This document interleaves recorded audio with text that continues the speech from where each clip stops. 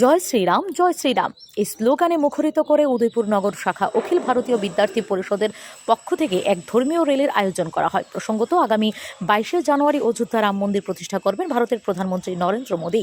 এই দিবসকে কেন্দ্র করে উদয়পুর অখিল ভারতীয় বিদ্যার্থী পরিষদ উদয়পুর নগর শাখার উদ্যোগে বর্ণাঢ্য শোভাযাত্রা ধর্মীয় র্যালি অনুষ্ঠিত হয়। এই র্যালিতে উপস্থিত ছিলেন অখিল ভারতীয় বিদ্যার্থী পরিষদ ত্রিপুরা প্রদেশ আত্মনির্ভর ভারত প্রমুখ রাজীব দেব, অখিল ভারতীয় বিদ্যার্থী পরিষদ ত্রিপুরা প্রদেশের মিডিয়া সহ সংযোজক দেবাঞ্জন পাল, ত্রিপুরা প্রদেশের স্কুল কো ইনচার্জ তিশান সাহা, কলেজ শাখার সহসভাপতি প্রীতম তারণ সহ আরও অন্যান্য কার্যনেত্রীগণ। এই র্যালিটিকে বিআই স্কুলের ময়দান থেকে সেন্ট্রাল রোড ও নিউ টাউন রোড হয়ে পুনরায় কেবিআই স্কুলের ময়দানে আসেন। অখিল ভারতীয় বিদ্যার্থী পরিষদ ত্রিপুরা প্রদেশ আত্মনির্ভর ভারত প্রমুখ রাজীব দেব বলেন, 500 বছর আন্দোলনের প্রভাবের ফলে অযোধ্যা রাম মন্দির প্রতিষ্ঠা হতে যাচ্ছে।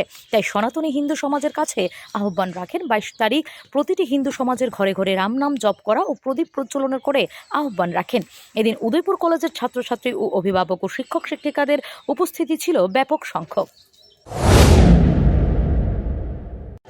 নমস্কার, আপনারা সবাই অবগত আছেন যে আগামী 22শে জানুয়ারি দেশের মাননীয় প্রধানমন্ত্রী নরেন্দ্র মোদীজির হাত ধরে অযোধ্যাতে আমাদের ভব্য রাম মন্দির এর শুভ উদ্বোধন হতে চলেছে।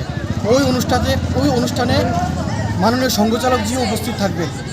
এই অনুষ্ঠানকে কেন্দ্র করেই আমাদের উদয়পুর নগরের সমগ্র স্কুলগুলির পক্ষ থেকে আজকে এক বর্ণাঢ্য র্যালির আয়োজন করা হয়, শ্রীরাম শোভাযাত্রার আয়োজন করা হয়। এবং এই র্যালিতে শুধুমাত্র ছাত্রছাত্রীরা নয়, এই র্যালিতে শিক্ষক শিক্ষিকা থেকে শুরু করে অভিভাবক মণ্ডলী থেকে শুরু করে সমাজের বয়োজ্যেষ্ঠ যারা অভিভাবকরা আছেন তারাও এই র্যালির মধ্যে উপস্থিত ছিলেন। এবং আমরা এই র্যালি দিয়ে আজকে বার্তা দিতে চেয়েছি যে আগামী 22 তারিখে যে অযোধ্যার ভব্য রাম মন্দির তৈরি হয়েছে সেই দিকে যেন সবাই যায়। Bureau report, S Bharat live 24 hours.